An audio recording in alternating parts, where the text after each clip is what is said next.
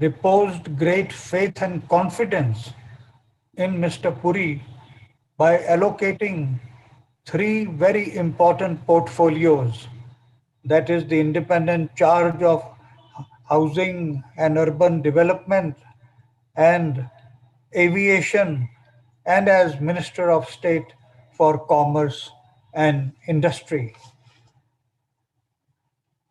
Mr. Hardeep Singh Puri is an illustrious, gifted, dedicated, and committed citizen of India and has an excellent track record as a seasoned bureaucrat and a diplomat.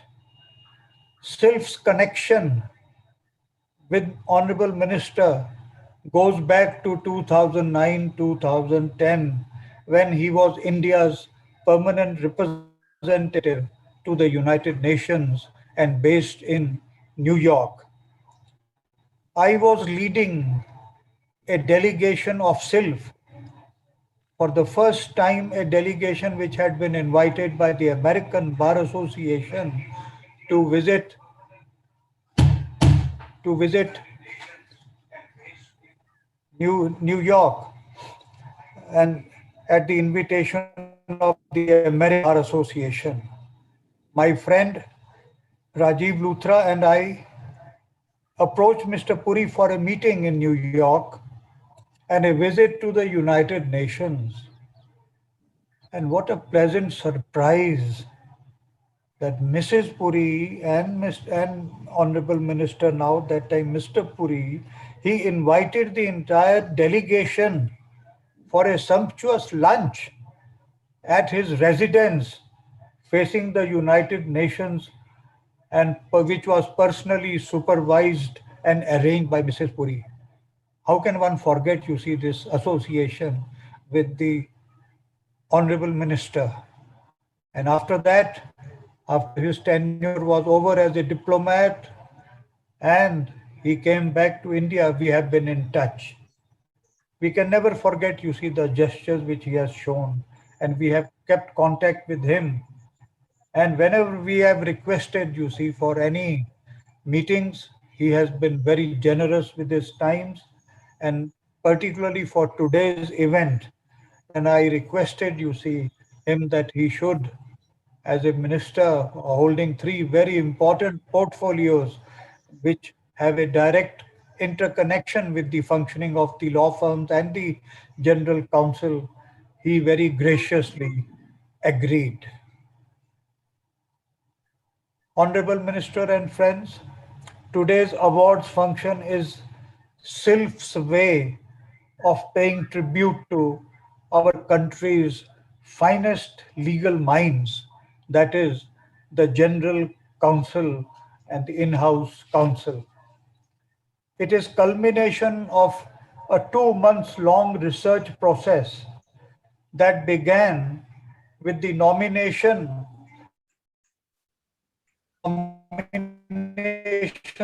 from the law firms and from the federation and legal era. There are no categories or winners or runners up in the presentation of these awards. Everyone is a winner as they represent creme de la creme of the General Council for their respective corporates. They have received many awards and accolades in the past, but this recognition by the peers will, I am sure, have special significance for them. I thank the supporting organization, Legal Era and FICL, and I once again welcome everyone to this unique event which is being held for the first time. Thanks a lot. Thank you. Thank you.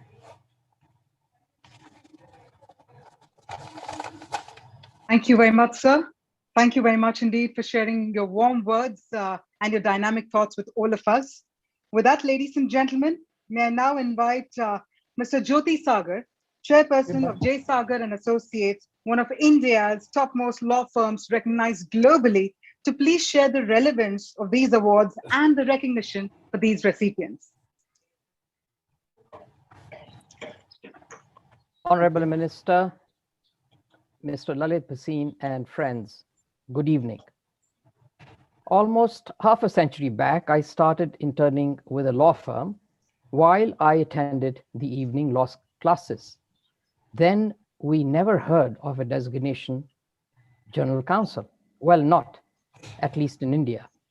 A company would have a law officer or a law manager who typically reported to the company secretary or at times to the chief financial officer. It is only post liberalization and more so in the last 15 years that the GC role has been well established and better understood. There has been a remarkable transition from a law officer or a law manager to a wise counselor and conscience keeper of the corporation, and is part of the leadership team reporting to the board. Historically, we know that the GC role actually pioneered in the US, and it's been over the last 50 to 60 years with cycles of corporate failures and resulting corporate governance and oversight regulations that the role of the general counsel evolved. In India, the GC role is something which largely multinationals brought in, and over the years, it has been embraced and adopted by domestic corporates. Today, many GCs are now leading teams which are larger than many of our Indian law firms. To understand and appreciate the role of a GC, I think we should look at the backdrop. Globally, businesses have become much more competitive. And over the last few decades, it's really gone very complex. The fourth industrial revolution is driven by digital technology and artificial intelligence, is rightfully called disruptive. Businesses have to be high performing, nimble, and flexible in this very disruptive environment. High performance means strong, sustained economic growth through provision of superior goods and services, which in turn provide durable benefits for shareholders and other stakeholders upon whom the company's health depends. Corporations are now required to act in best interests of not just shareholders, but of multitude of stakeholders. Performance entails an essential balance between risk-taking and risk management. High integrity means robust adherence to letter and spirit of formal rules, both legal and financial, voluntary adoption of global ethical standards that bind the corporation and its employees, and commitment to core values of honesty, candor, fairness, trustworthiness, and reliability. And here is where the GC comes in.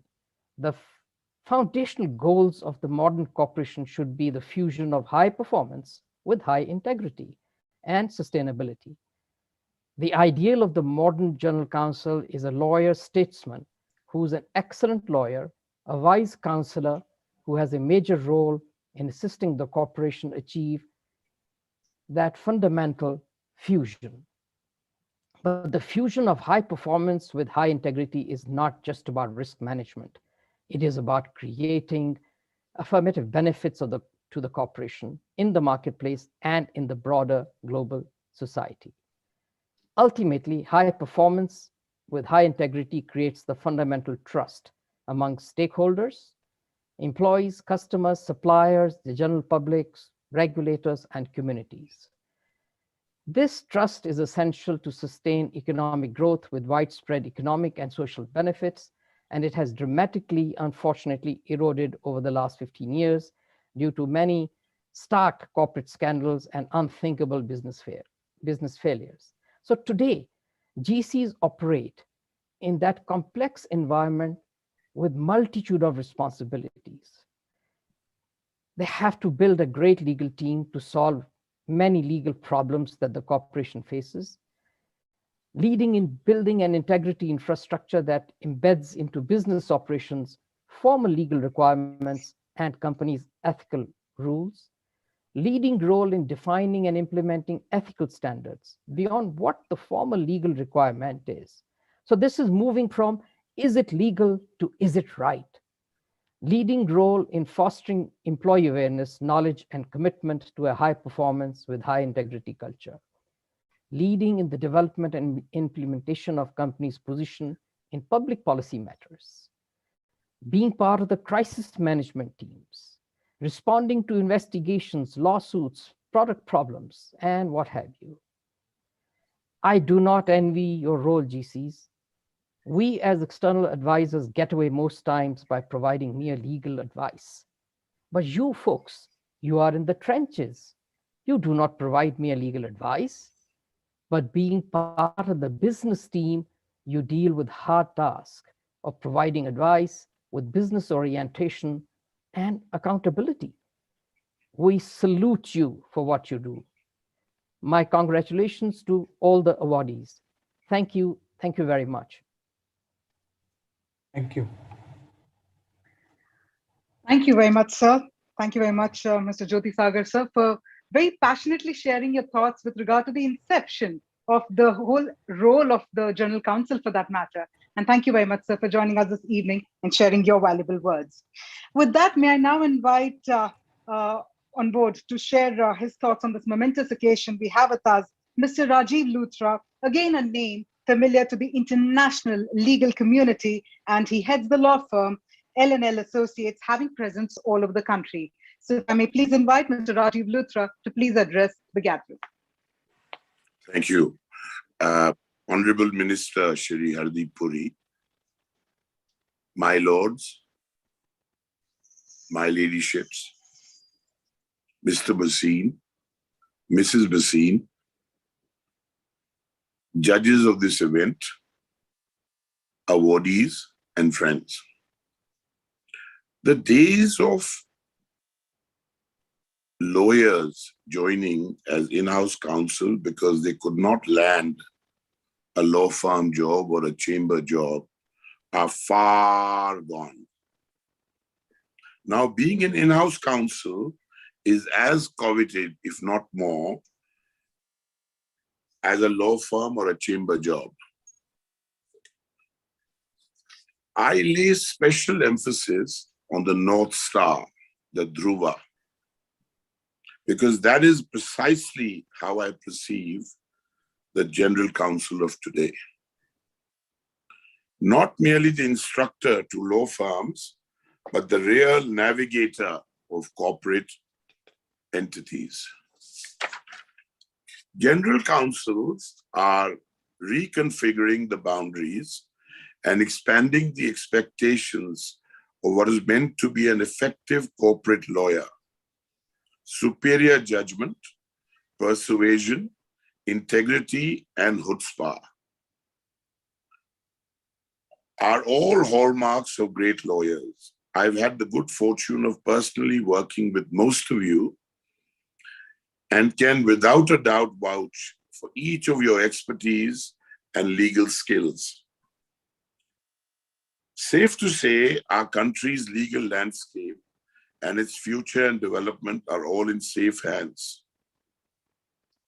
Like I said, as recently as 1990, the General Counsel was a lawyer equivalent of a roadie to the law firm partner Rockstar.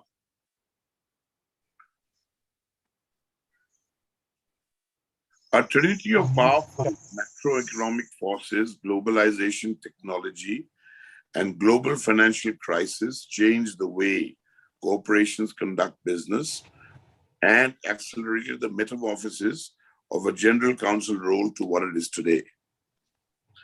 Jyoti explained a large part of the in-house counsel's rules. I can't add beyond that what he said, but I'll tell you all, you are at the epicenter of this change, operating at the intersection of law, business, and technology.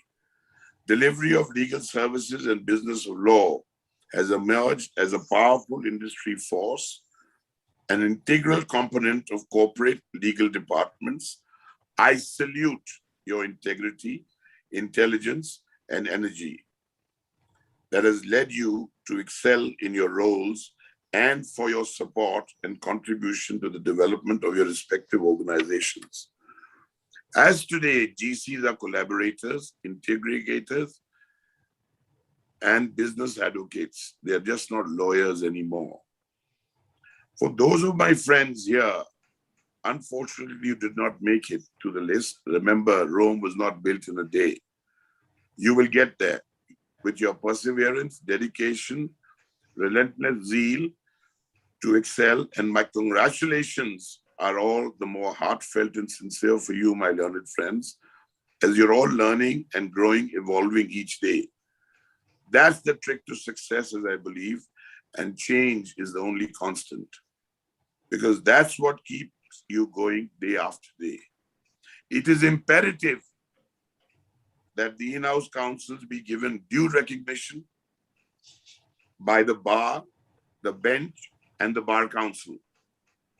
Rights of audience, counsel-client privilege, no suspension of certificate of practice, etc., etc., etc. I can go into it long term, but there's a bully here amongst us and a light vein, Mr. Lalit Bhasin, who shut me off. So very quickly, heartiest congratulations again to each one of you, as well as the entire fraternity.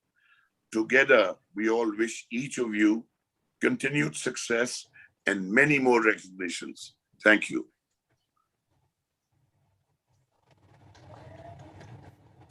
Thank you very much indeed, Mr. Luthra, for those powerful words of leadership that you've shared with us all. With that, I now have the great pleasure in presenting to you one of the topmost General Counsel of the global organization Accenture, Mr. Rajiv Chopra. He's the Managing Director Legal of Accenture in India, and he's also the member of the jury that has selected the recipients for the awards today. So if I may please invite Mr. Rajiv Chopra to please share his words with us all. Thank you. Honorable Shri Hardeep Puri, Dr. Bhasin, Mr. Jyoti Sagar, dear Rajiv and dear Rohit. Distinguished ladies and gentlemen, first up, let me thank you all for making time and joining this historical event. I say that because it is for the first time that the Silf is recognizing the stellar role of General Counsel and in-house counsel in the development of business, trade and commerce, and also adding to the luster of legal profession. Special thanks to Silf for conceptualizing this event and giving all of us an opportunity to be part of this event and spend some time together, and also giving me the honor to be a part of the jury. So what a remarkable journey it has been for the evolution of the role of in-house counsel and the importance of general counsel on leadership tables of corporates and its boards. I was noting some of the points that the speakers before me said. The word you used, Dr. Bhasin, was it's a tribute to general counsel. I think that's a very big word. So that speaks volumes of how now mainstream legal profession thinks about the role and importance of legal profession of general counsel. Mr. Sagar, I don't think anybody could have articulated the role and evolution and its importance so well. What you said is so true that, and rightly so, there's no wrong with that. Law firms merely provide legal advice, but we as general counsel have to be accountable and provide solutions, right? And sometimes take risk-based decisions and help company move forward with business. Otherwise, we won't be able to do business, right? Especially with the complex regulatory regime of our country. Mr. Luthra, you made a very pertinent point as well about times when people who could not succeed in mainstream profession like in law chambers or law firms used to become in-house counsel, but we've moved from that time, right? It is now a profession of choice. When I joined the profession, like everyone did at the time, it was 92, 93, I joined the chamber in the High Court and then moved to a law firm. And that seemed like a more direct and logical way of going about this profession of law. At At that time, if I knew the landscape well enough, there were very few in-house lawyers, and it used to be mostly, either company secretaries doubling up an in-house counsel, and like Mr. Sagar said, lawyers reporting into company secretaries and chief financial officers, and so on. And there were only a handful, not unlike today, where we have hundreds of very credible names in the legal profession of general counsel, and some of them are superstars, many of them being acknowledged today. And also I have to say this, that, I've seen this evolution from my eyes, and I've seen the importance of in-house counsel evolve and gain equal importance as some of the mainstream corporate functions in corporates like finance and HR. When I began this journey, legal wasn't there, but now it is perhaps even more important. At this time, when ethics and compliance is so important to businesses, in-house counsel obviously play a hugely important role. Many of us now even sit on business decisions, not only legal, and help with the solutioning for business models and business propositions. And many of us are now beginning to head businesses. One of the examples is the general counsel for Accenture, Ms. Julie Sweet, is now our chief executive officer. And this is just one example, and there are many more such GCs, even in India. One more point that I want to make is that our roles are increasing beyond borders. Many of us now do global roles, not only India general counsel role. And many of us help offshore lawyers do their work, a testament of the competence of our in-house lawyers. In Accenture, we have 450 lawyers. I think you made this point, Mr. Sagar. That's probably a good sized law firm operating within Accenture. And majority of those 450 people are actually helping lawyers onshore, like in more developed countries like US and UK, do their work from India. And that just speaks volumes of how sort of we have come from strength to strength. While I congratulate all, I conclude by saying that we need to work towards a more formal recognition of this trade of in-house by Bar Council, the government, and judiciary. Towards that, I want to mention 3 initiatives that are helping with this, and I'm part of all 3. One is the CIS Subcommittee of In-House Lawyers, which Dr. Bassin graciously helped us form. And one of the agendas is to present a white paper on the need to recognize this profession. Number 2 is the Federation of Indian Corporate Lawyers, which provides a national forum for exchange of information, experience sharing, and exchange of knowledge within the Indian corporate legal community, and strives to enhance the recognition of corporate legal lawyers amongst larger legal fraternity in India. And the third, a new initiative, formation, which is the General Counsel Association. You will hear more about it in days to come.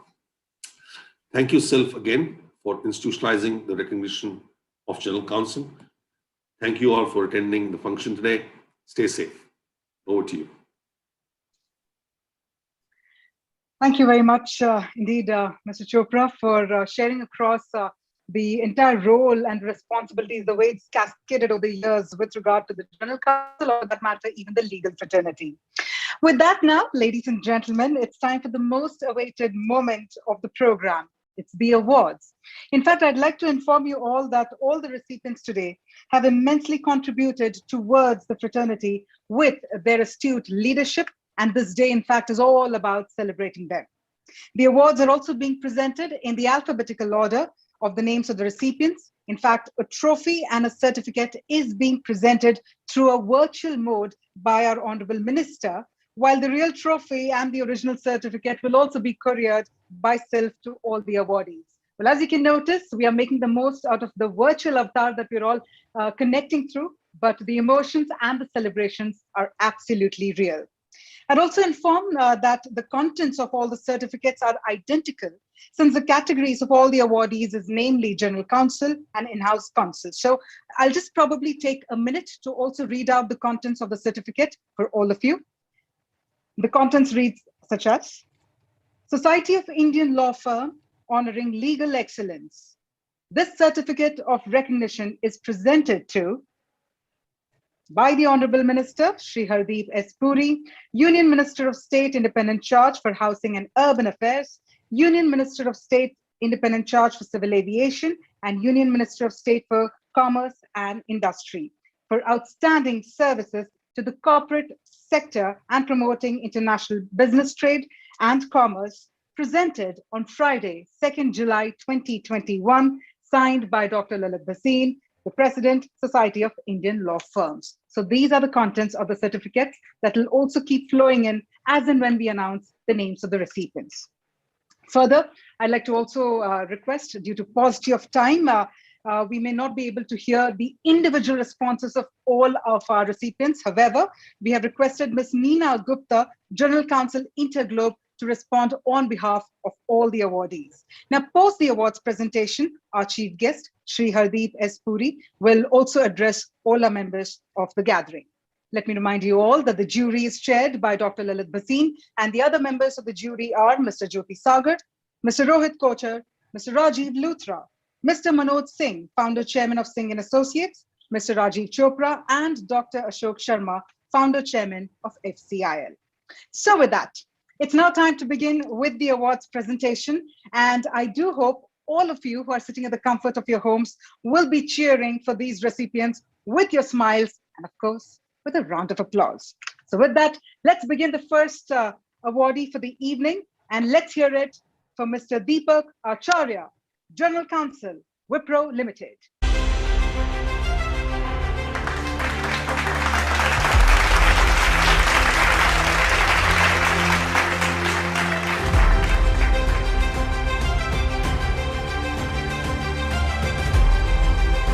Mighty congratulations indeed to Mr. Deepak Acharya.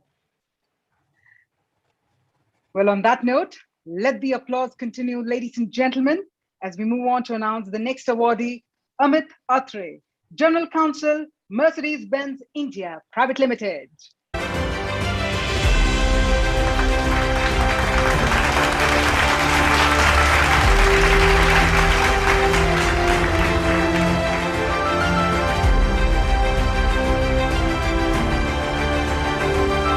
Huge congratulations to Mr. Amit. And with that, let the smiles only widen as we move forward to announce Mr. Rakesh Mohan Bakshi, Vice President, Legal and Associate General Counsel, Amazon.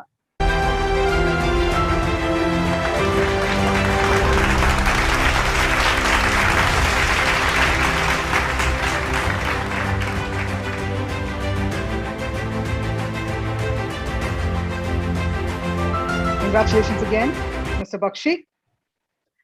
And with that, let the inspiration only continue as we move on to announce the next awardee, Miss Pooja Bedi, Head of Legal, Indian Subcontinent, Philips.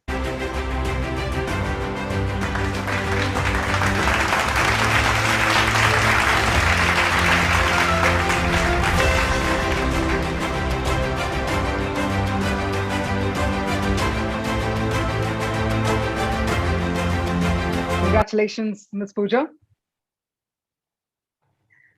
Well, it's time to announce the next awardee for the evening, Ms. Sahiba Chaid, Vice President and Senior Counsel, Marriott International.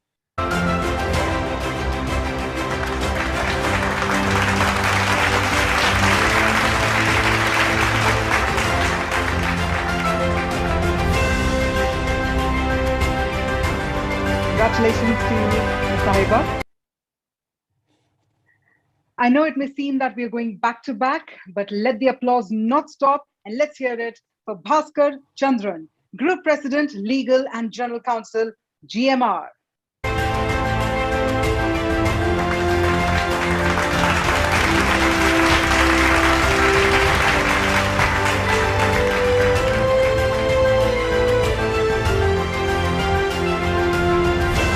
Once again, congratulations to you, Mr. Bhaskar. Well, it looks like we're enjoying the confetti, we're enjoying the fanfare, so let it just continue as we now announce for Mr. Chetan Chopra, Director Legal, Flipkart.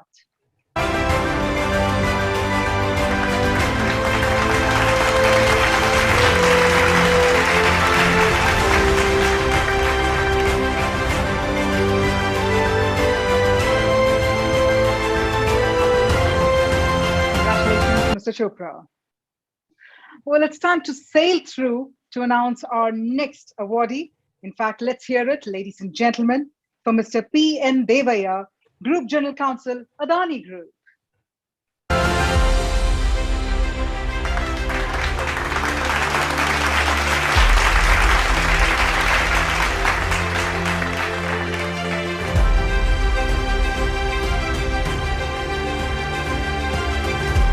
Congratulations, Mr. Devaya. And with that, let's move forward to also announce the names of those who are immensely contributing towards the fraternity. Let's hear it for Shashwata Datta, Executive Director, Legal and Special Counsel, Goldman Sachs.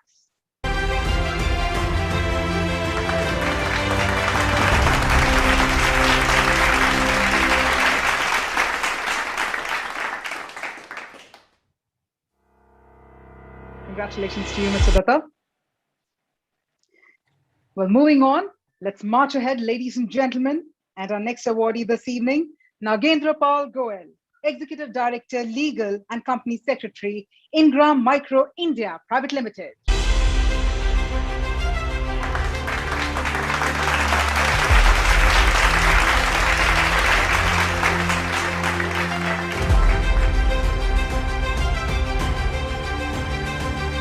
Congratulations once again to you, Mr. Goel. Well, they often say that teamwork makes dream work. And on that note, it's also time to hear out the names that are spearheading these beautiful teams with a lot of passion and dynamism. Let's move forward and let's hear it for Miss Neena Gupta, General Counsel, Interglobe Enterprise.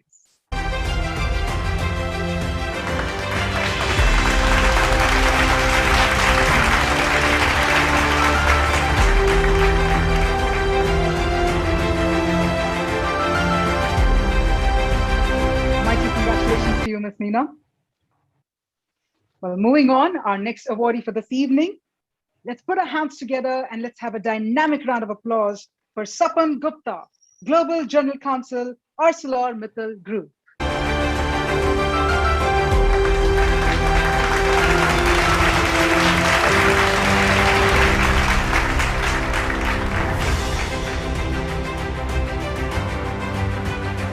Congratulations to you, sir. Congratulations once again. And let's move forward, ladies and gentlemen, and let's hear it for our next awardee. Sameer Hussain, General Manager Legal, Aditya Birla Finance.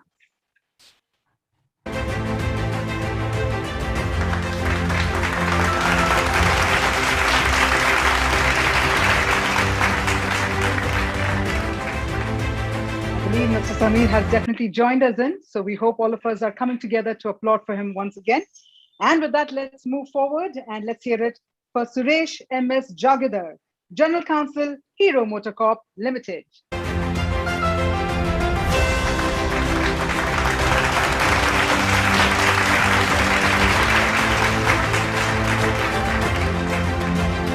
Congratulations to you, sir.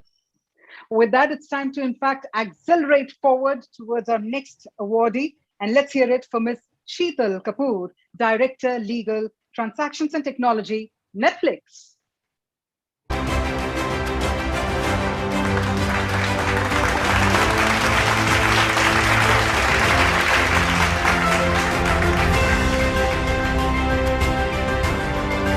Congratulations once again, Sheetal.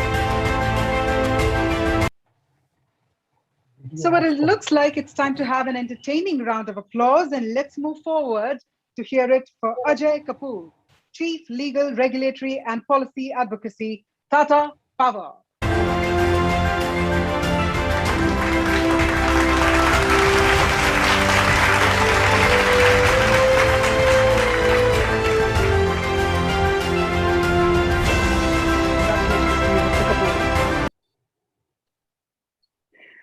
So that means it's also time for another powerful round of applause. Let's hear it for Miss Mansi Khanna, Chief Manager Law, National Fertilizer Limited, a mini Ratna company.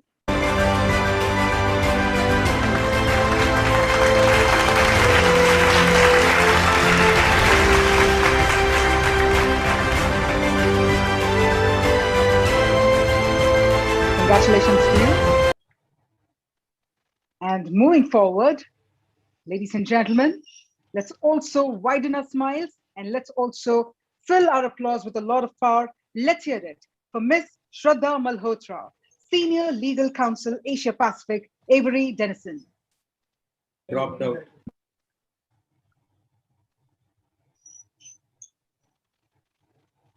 All right. So I believe Ms. Shraddha hasn't been able to join us. So let's move forward and let's hear it for the next name for the evening.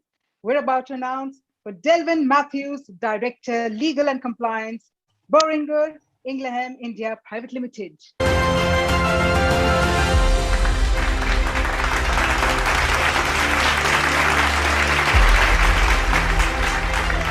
Congratulations to you, Mr. Delvin. As we march ahead, it's an evening as we come together to celebrate and to applaud. Let's hear it for Mr. S.B. Mathur, General Manager, Law, Steel Authority of India Limited, a Maharatna company.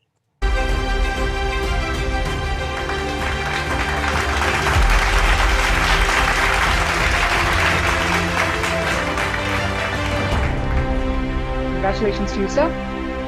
Well, moving forward, let's hear it from Mr. Rajendra Mishra, Executive Vice President and General Counsel, the Indian Hotels Company Limited, Taj Hotels.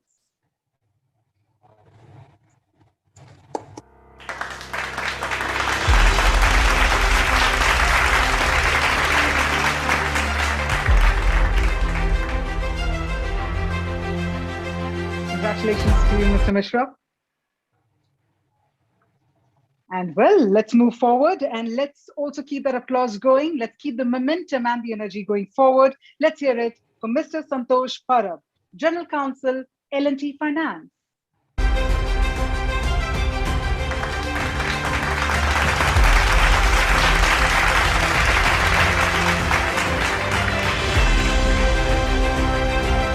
Congratulations once again, Mr. Santosh. It is indeed wonderful as we announce all these pioneering names. So let's move forward and let's hear it for Mr. H.S. Rajpal, Chief General Manager, Law, Corporate Office, Indian Oil Corporation Limited, New Delhi, a Maharatna company.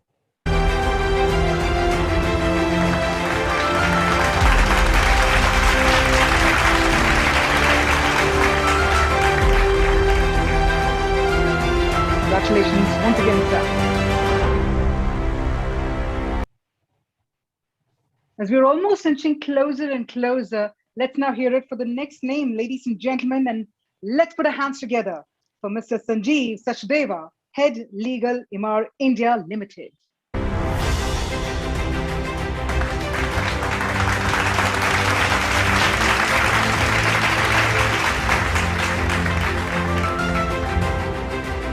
Hearty congratulations to you, Mr. Sanjeev.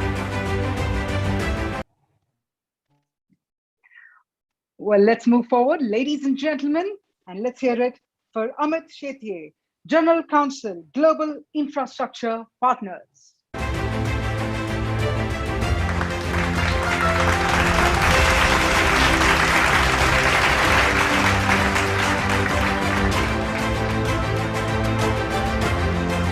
Mighty congratulations to you, sir.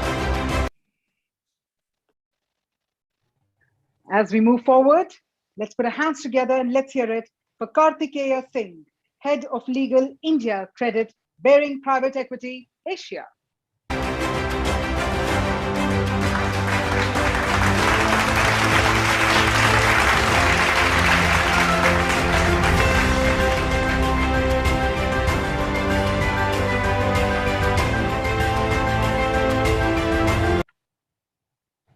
Congratulations once again, sir. And as you can all notice, we're announcing it in the alphabetical order, and we're moving on to the penultimate name and the penultimate awardee this evening. So let's hear it for Salil Sinha, Head Legal, Gujarat Fluorochemicals Limited.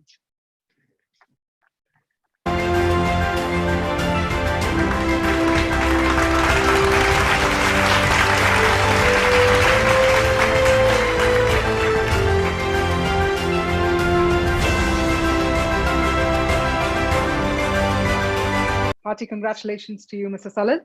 Thank you. Thank you. And finally, ladies and gentlemen, as we talk about the awardees, as we honor our awardees this evening, as we felicitate them, one last time, let's have a huge round of applause for our final awardee this evening, Ms. Bhamini Vishwanath, Group General Counsel, TVS Supply Chain Solutions, Chennai.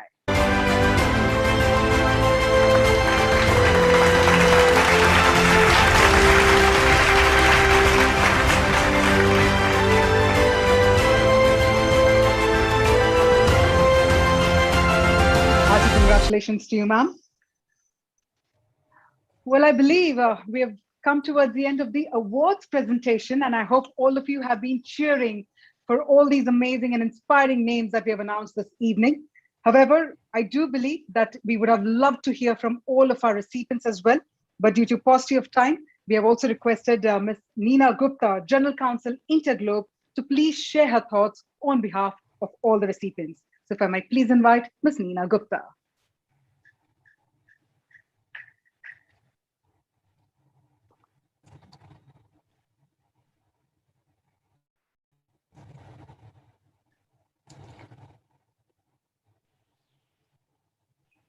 Yes, ma'am. If I may please request you to please share your thoughts with the gathering on behalf of the recipients. Neena, you're on mute.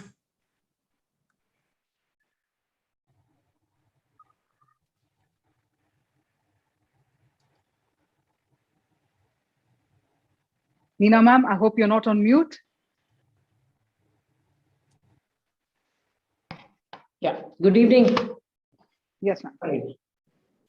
Honorable Minister, Dr. Bhasin, members of the jury, members of the legal fraternity, and most importantly, friends and families of the awardees.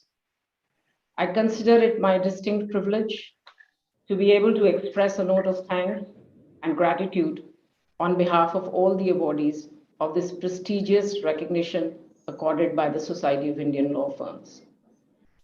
There is perhaps no greater honor than to be recognized by colleagues and seniors who are all excellent lawyers, mentors, and are working tirelessly every day to bring excellence in their respective fields of law. Thank you, Mr. Sagar and Mr. Luthra, for your salute to the General Counsels and acknowledging the difficulty of our role. As Jyoti rightly mentioned, it was not too long ago that some commonly held perceptions about the legal function took root, which became accepted wisdom down the years. Most functions in corporates would say legal is just reactive. They are not proactive. People would normally say it stifles innovation and creativity. Being highly conservative in their outlook, it seeks to mitigate risk and liability regardless of organization's priority and strategic goals. To sum up, legal seemed disconnected from the organization as a whole. An event recognizing the contribution of excellence by in-house counsels in corporate law is testimony to the sea change in the role of the corporate counsel in India from a mere legal manager, cost center, and gatekeeper to trusted advisors to the chief executive officers, promoters, and the board of companies. It's an acknowledgement that most senior in-house counsel is part of the C-suite now. It recognizes the expanded job description, increased responsibility, and complex challenges the role holder is taking on. The list of awardees tonight includes senior legal executives of both Indian promoted and multinational companies, making the legal profession in corporates as an important contributor to building businesses and upholding the ethical and governance standards in corporate India. I also thought that on behalf of the awardees, I wanted to give a perspective to some young lawyers about the shift in the legal in-house role and its evolution. In the coming months and years, billions more people will be joining the online, using billions more network devices, accessing billions more terabytes of digital data. The Internet of Things, cryptocurrencies, and artificial intelligence is here to stay and will challenge lawmakers and legal advisors for decades to come. As for in-house lawyers themselves, evidence suggests that their role will continue to evolve and expand. At the same time, as the cost of running a legal function increases, more will be demanded of their teams from ever-tightening budgets. However, influence and trust will continue to be as important as technical legal knowledge. And perhaps most important of all will be the ability and willingness to embrace change. Not just change that occurred in the past, but change that undoubtedly coming in the years ahead. However, the words of Thomas Jefferson, the study of law is useful in the variety of points of view. It qualifies a man to be useful to himself, to his neighbors, and to the public, will continue to hold good for generations to come. Law will continue to be a great profession for all times to come. And lastly, I would be remiss if I accepted this award, like for most of us, without mentioning my early journey in learning the ropes with the meticulous and exceptional Mr. Jyoti Sagar and my mentor, senior partner, Shiv Priyananda at JSA, my colleagues at Interglobe who have helped me reach this far, and above all, the institution created by my promoter, Mr. Rahul Bhatia, by making legal function as a powerhouse within the Interglobe organization, which personally helped me to spread my wings into a huge commercial role beyond the legal function and grow from strength to strength, growing and learning with each challenge that has been entrusted to me. On behalf of the awardees, I like to finally conclude that this is a huge professional recognition to all of us, and it will continue to inspire us to work hard with a single-minded focus and determination in building corporate India to its highest ethical, legal, and governance standards. Thank you once again, and I wish you a great weekend ahead. Thank you. Thank you very much indeed, Neena ma'am, for sharing those pioneering thoughts for all of us on behalf of all the recipients as well. It's indeed been an evening filled with happiness and collective inspiration transcending across the screens. On that note, ladies and gentlemen, may I now humbly request our esteemed chief guest for the day, Honorable Minister Shri Hardeep S. Puri, Union Minister of State, Independent Charge for Housing and Urban Affairs, Union Minister of State, Independent Charge for Civil Aviation, and Union Minister of State for Commerce and Industry to kindly address the august gathering with his valuable words. Thank you, sir. Over to you. Dr. Lalit Bhasin, President of the Society of Indian Law Firms, office bearers and members of SILF, Legal Era, the Federation of Indian Corporate Lawyers, the awardees, members of the legal fraternity, ladies and gentlemen, let me at the outset express my personal gratitude to Dr. Bhasin for having me invited to participate in this event. In the interest of full disclosure, and even at the risk of perhaps sharing something which I should not, let me start by saying that I always wanted to be a lawyer. But the compulsions of the Indian middle class and the need to find employment quickly after one's formal education, only the first phase, because I think education is a continuous process, resulted in my taking the UPSC examination at a relatively young age, and I ended up spending 39 years as against the maximum of 36 or so as a member of the Indian Foreign Service. I think Dr. Bhasin has been very formal when he traced my association with some of you to 2009. I think that association goes back much longer. I see some of you on the screen. I have known many of you, and some of you especially, for at least decades before that. And I also want to make another statement up front, that some of my closest friends are lawyers. And when I speak to them, I always tell them that in the next life, I want to exchange places with them. I want to do what they are doing. and I want them to do what I am doing. Not only because of the number of hours I have to work, and not only because I think the salary scales are inversely related, but this is all in good humor. Let me share with you why I personally think today's event is important, because the people that you are honoring, those whom you recognize and honor through these awards, in many ways, they perform a very important function in the entire legal edifice which underpins our democracy. Now, I have to be very careful with my words, because the association with 3 ministries, I found many of the general counsels who were honored today belong to economic entities with which my ministry and my responsibilities are directly associated, including, if I may say, the lady who spoke on behalf of the awardees, airport operators, and several others. Now, that India is a robust democracy is a given. That we are the world's largest democracy is also a given. That we are a fairly, and again I have to choose my words carefully, fairly indisciplined people is also given. When I passed the university and I had to find employment to sustain myself and to respond to my lower middle class compulsions, there were very few people per professions that somebody who did well in the university could look to.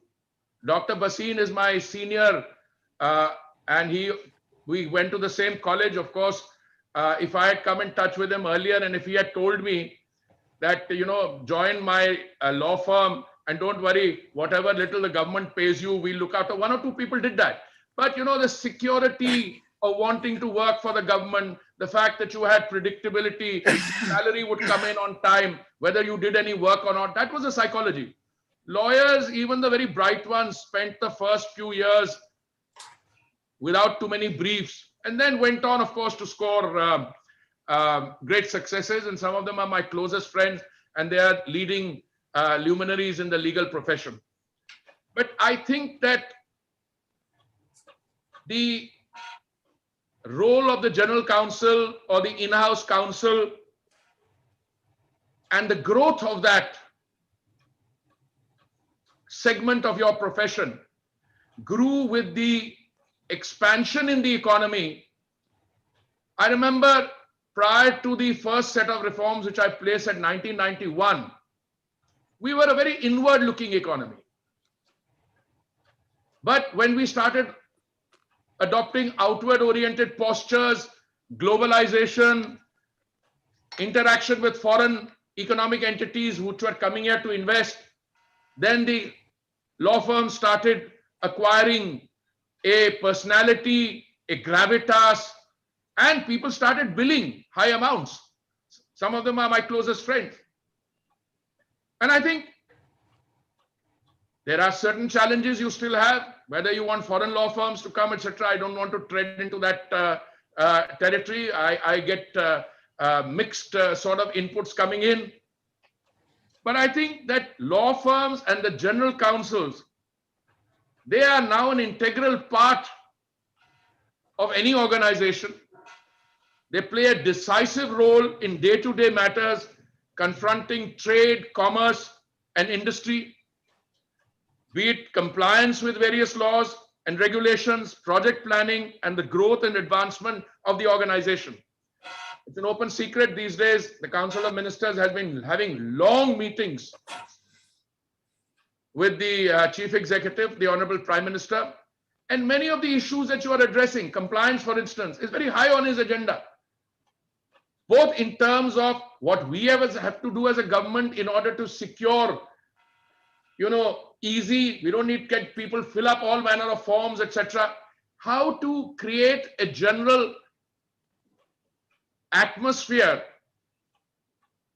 which is benign, which generates ease of doing business, And I think all of you play a very important role.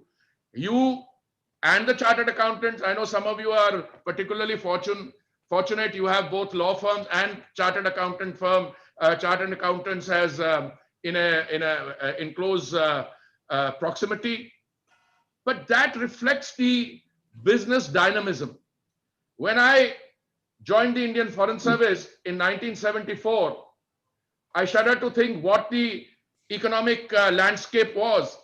When I became a joint secretary and I went through the first phase of economic liberalization, I mean, we were still a small economy. Today, pre-COVID, we were a $2.89 trillion economy, and we are poised to grow to become a $5 trillion economy by 2024, 25, and a $10 trillion economy by 2030. Now, given the fact that 50% of our GDP is in the external sector, which is representing the value of goods and services exported and imported and the value of remittances, I think the legal profession is one profession which will always do well. See, when you become a $5 trillion economy, you need more law firms, you need more this thing. And by the way, I mean, I'm amongst friends, so I can tell you, we are naturally a very litigious lot. I mean, give people half a chance and they will go for litigation. So the lawyers are going to do well. But the general counsel and the in-house counsel, I think, have a special role to play. They are very important stakeholders in the determination of the kind of society we want to evolve into. I hear all manner of things. The economy has gone down. I was just now with my senior colleague, Mr. Piyush Goyal, when he addressed, and I was with him, a press conference. The general discussion is, you know, COVID has happened, this has happened, that has happened. I want to share one highlight of that press conference. In the first quarter of this year, that is April, May, June, our exports have been the highest ever in our history, $95 billion. I still think in billion dollars, 7,000 crore. In one quarter, we did 7,000 crores plus of exports. Now, these figures don't mean anything to anyone, so let me give you a comparison. If you remember, as a result of the first wave of the pandemic, we closed down the economy with effect from, I think, around 25th March of 2020. There was virtually no economic activity in April, May, and then we revived a little bit in June. As a result of which, all our detractors, and some of them very eminent lawyers whom you guys have also encouraged, who now are part of the political opposition, they said, tabahi ho gayi, economy has contracted 23.9%. And I used to say, bhai, that 23.9% contraction has to be seen in terms of the context. If the whole economy is closed down, how will you not get it? But look at what happened after that, the sharp V-shaped recovery. So today, when I say that we've had the highest exports in any quarter equivalent to $95 billion, what am I comparing it to? I'm comparing it with the highest figure in the previous period, which in this case happens to be 2018 and 19. I am only making this general point to say that, look, all is not hunky-dory, but the economy is vibrant. The democracy is very strong. We are the only country in the world which can include and absorb the criticism from within and still retain our strong democratic credentials. Democracy is more than a faith. It is something. And you can criticize people individually. You can criticize their policies. Nobody does that. But when people start crossing the line and start utilizing, establishing, that's when you guys come in again.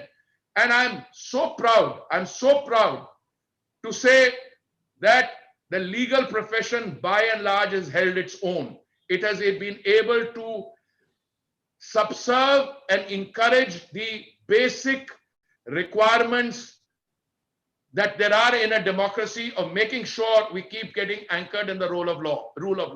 Now, I know you can say that insofar as the judiciary is concerned, well, pendencies, all these things, that's not what we are discussing today. We are discussing how young people, young professionals, people whom you have awarded, whom you have recognized today, how they are contributing. And I think it warms my heart to see such professional excellence being awarded. Now, I just want to, I have some written notes. I'm not going to go back to them. What is the government doing? This is not just a task of, having 303 elected members in the Lok Sabha, but there are some transformational changes. If you see what we have done in terms of our basic things, the introduction of the goods and services tax, the insolvency and bankruptcy code, to mention just a few, the fact that we need to be able to gain inner strength, those export figures are only one aspect of it. Surely the COVID pandemic has taught us that when the history of this world is written, it will be a pre-COVID period and a post-COVID period. One of the things we have to do is to ensure that we are no longer vulnerable in terms of supply chains, that we diversify. And the world is seeking that same assurance. The world also wants a reassurance. This is where India comes in. This is where Atmanirbharta comes in. Equally, pieces of the constitution. I mean, when my father-in-law was assisting Dr. Ambedkar at that stage, he had pointed out then by 370 is something that's going to trouble you. But it required a prime minister of the commitment of Shri Narendra Modi, that 370, which everybody realized was a temporary measure, that we were able to deal with that, and 35A, etc. So all I can say again, and to conclude, because what the legal profession does, what the government does, and what the judiciary does as part of the larger democratic functioning, along with a free press, etc., they all strengthen each other. And I think many of us, I'm older than some of you, not all of you, but I can tell you it's been a fascinating experience. My lament about not becoming a lawyer, in some respects, I got over it. I think the young lady who was speaking on behalf of the awardees quoted some lawyer. I had the privilege of serving in Geneva on 3 occasions. And there is a guru on international trade law. His name is John Jackson. He was a professor, I think, at Georgetown University. And he wrote a textbook on international trade law. And one of the quotes in there is, anybody who wants to have his sanity impaired should try to master trade law or the General Agreement on Tariffs and Trade, or WTO. Well, I can tell you, I can't say whether I mastered it, but I have a record of any Indian citizen, and it may be anywhere in the world also, of the maximum number of WTO and GATT dispute panels I've done. And this is, I stopped 5 years ago because I'm a minister now. I was part as a youngster of the European Union, United States panel on PASTA, agricultural subsidies. I was chairing the steel panel on dispute between the EU and the United States. And I keep telling Mr. Luthra, who has a big, painting of some, or he's actually sitting in some hill station, Rajiv, that, he or the rest of you spend more attention on what is happening outside in those cases. Because alcohol, I chaired the dispute between US, Canada, and Europe against Japan on the taxes on alcoholic beverages. I think I'm not telling you this to impress you, that I made up for not becoming a lawyer by specializing in trade law. I'm telling you that there is a great opportunity out there. And Indian law firms should not be India-centered. Some of you have got the resources. You should have offices in Geneva. I've been encouraging that since I was ambassador there. You should have offices in New York. You should have tie-ups, because I'm going back to civil aviation as an analogy. The value of business between India and the United States on the direct route, Dr. Bhasin, is $7 billion. $7 billion. And the Indian share of that business is only 17%. So all I'm saying is the lady who spoke, to tell her boss, get more wide-bodied aircraft, fly the direct route from Delhi to New York. You'll get the business. Otherwise, what will happen? Other people come and take a bill. So that's my message to the law firms also. Dr. Bhasin, thank you very much for having me over this afternoon. And I said I've digressed from my notes, but I get always inspired seeing very bright interlocutors who are serving such a useful purpose. And thank you very much for giving me this opportunity. And God bless all of you. Thank you very much.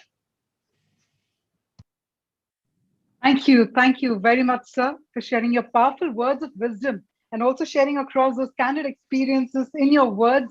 Most importantly, sir, thank you very much for gracing the occasion as our chief guest, because all your valuable words from your experiences and your expertise, it truly, truly helps us also pave the way forward or create that roadmap forward for us as a fraternity. So thank you once again, sir, for joining us this evening. On that note, ladies and gentlemen, may I now please invite on the screen Mr. Rohit Kochar, Chairman Kochar and Company, one of the most reputable law firms of India, having global presence in the other parts of the world, such as US and Singapore. May I please invite Mr. Kochar to share his thoughts with us all.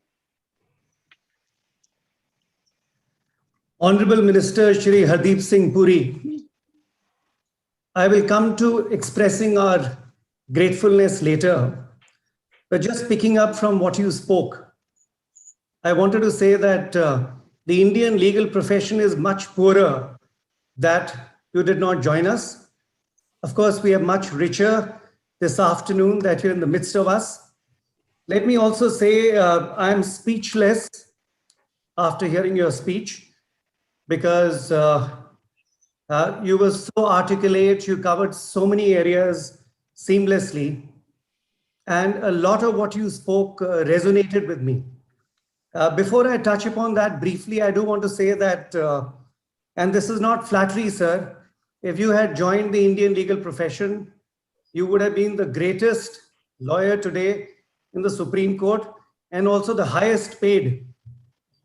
If it is any consolation, let me say that the respect, the admiration, the popularity that you have won, not only amongst the Indian legal profession, but the masses at large in our country, is so valuable that no senior counsel in the Supreme Court and not the best and the greatest Indian lawyer could have achieved that. Sir, I completely agree with you that we should not just sit back and lament about what COVID has done to us. And I've actually tried to follow in my own way the philosophy that you shared with us. Let me say that the last 1.5 years has been the busiest period of my life. While I'm safely ensconced in the Kochar Dubai office these days and working out of here, but I have never worked on larger number of files than I have in the last 18 months or so. And sir, I do believe what you mentioned, when the going gets tough, then the tough get going. And I've practiced that and feel very inspired by your words this afternoon.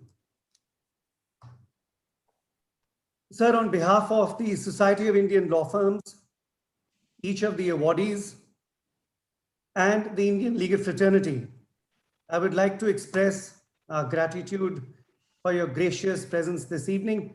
I know how demanding your schedule is, and just your presence with us today has been a great source of encouragement and motivation for all of us. And I can tell you, after hearing you, I can also say a boost to the entire legal profession. And sir, I also feel inspired in that we will endeavor to spread our footprint outside India more than we have. If I take my humble organization, the Kochar Law Firm, we are today in 8 cities in India, in Dubai, Singapore, and Chicago. But I take your point about Geneva and New York. and we shall work on that as well. Sir, a heartfelt thanks to you. I would love to meet you in person when I'm back in India and when your schedule permits. But many, many thanks once again. To the awardees, I want to say many congratulations. I've known many of you for several years. I've had the pleasure of working with a few of you, and in fact, some of you very, very closely. And I can say based on personal experience that each of the awards today is very well deserved. Friends, we always talk about how Indian lawyers are second to none. And based on my humble experience of 35 years in the profession, I do want to say that I have found this to be true, whether it's our litigation lawyers in the Indian courts, whether it's senior lawyers and even mid-level lawyers, and even our junior lawyers in the law firms in India, or it is the general counsels and the legal heads in Indian corporations. And when I say Indian corporations, not just purely domestic companies, but also Indian subsidiaries of multinationals.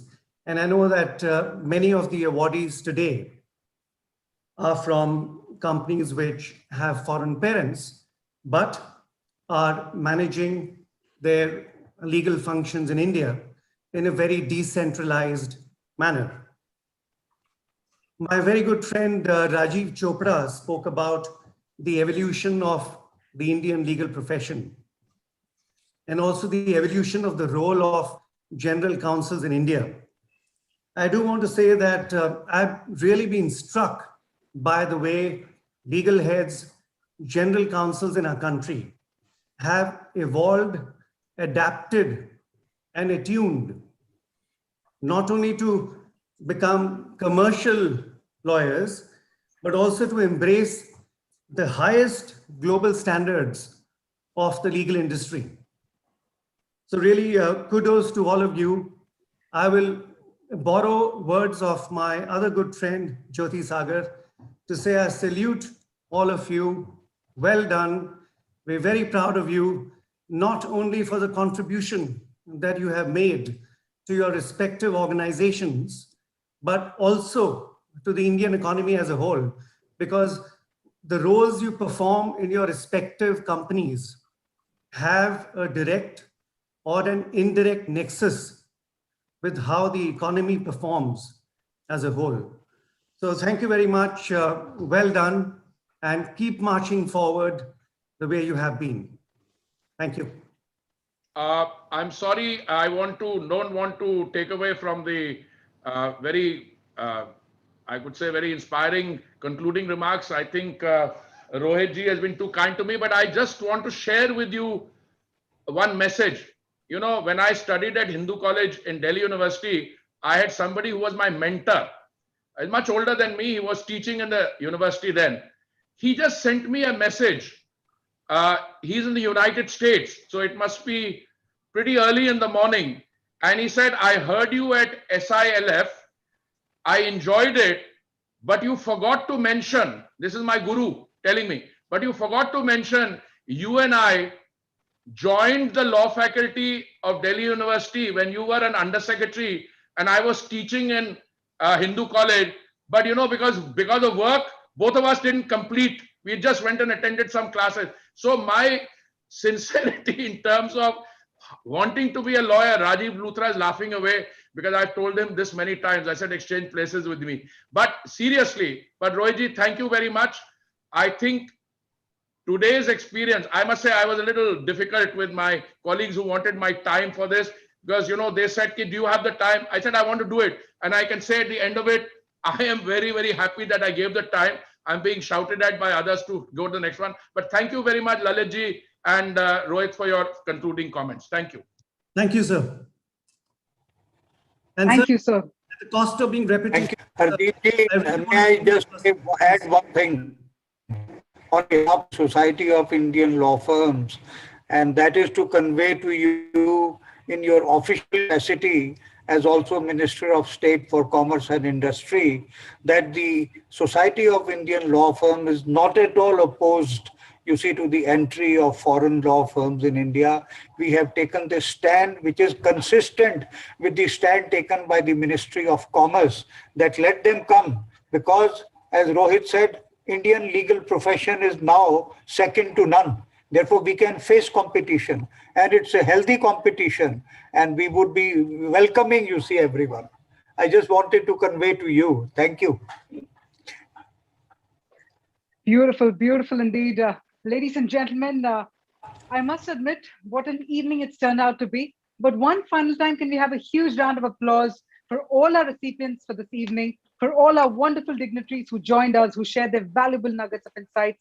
There's a wonderful saying by Vladimir, the Russian revolutionary, that there are decades where weeks happen, and then there are weeks where decades happen. While the pandemic definitely made us experience that, I must also say that thanks to technology, we've all managed to connect like this, at the same time celebrate in a more real avatar. So thank you so much again. Thank you for inspiring us. And thank you to all our dignitaries for this evening. Thank you once again to our Honorable Minister, Shri Hardeep S. Puri, for being our chief guest for the evening. And thank you. We wish you all health and great safety. Thank you and take care. We hope to meet you in person next year. Thank you once again. Thank you.